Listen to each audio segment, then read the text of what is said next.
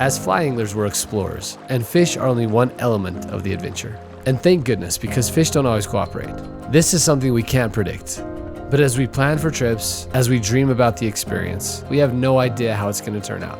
But we travel anyways, both far and near, with hopes of an adventure.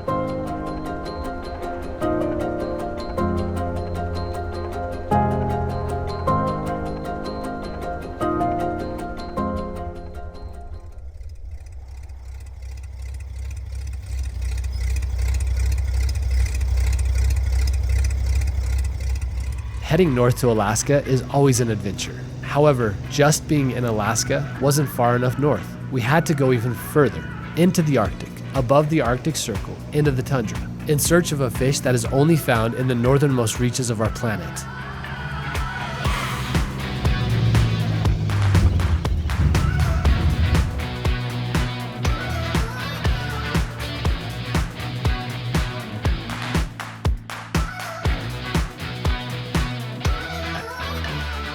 My buddy Derek has been up here in the tundra a number of times, so being 3,000 miles from home, it was nice to have him leading the way. There were 7 of us in our group, most of which had never targeted these fish before. Our target species was sea-run Dolly Varden. Sea-run dollies are one of the coolest fish on the planet, not only because they live in places that are very hard to reach, but also because of their vibrant colors. These clown-like creatures are gorgeous and truly unicorns up here in the Arctic.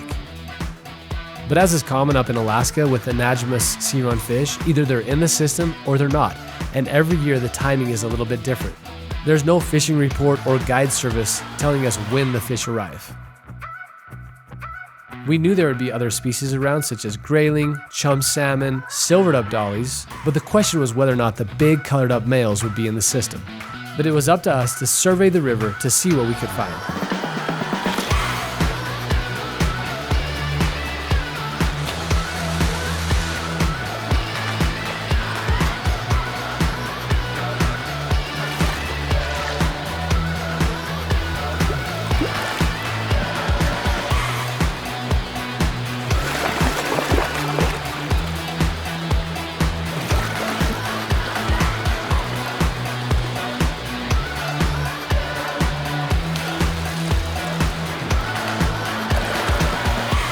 All right, well, first camping spot. It's beautiful, it's gorgeous. We got rain on the first couple of days, but we fished pretty hard.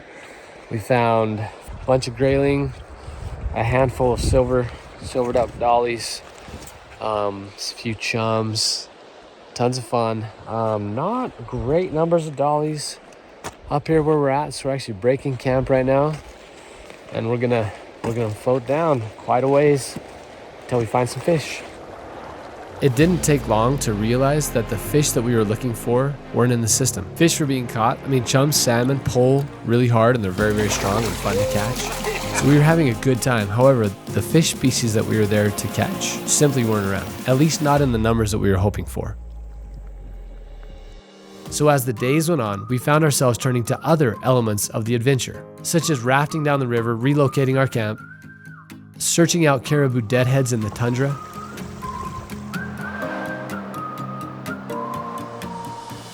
and picking blueberries and salmon berries. Not only to eat, but also to add to our pancakes. Yeah, buddy. Oh, so delicious. Not everything was going our way. It was up to us to make a choice. We could either complain about our circumstances or focus on the good and enjoy the trip and the adventure for what it was.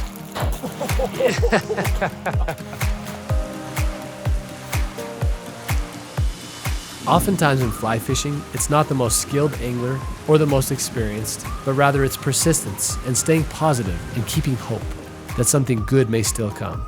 And every once in a while, even when things are tough, you find exactly what you were hoping for.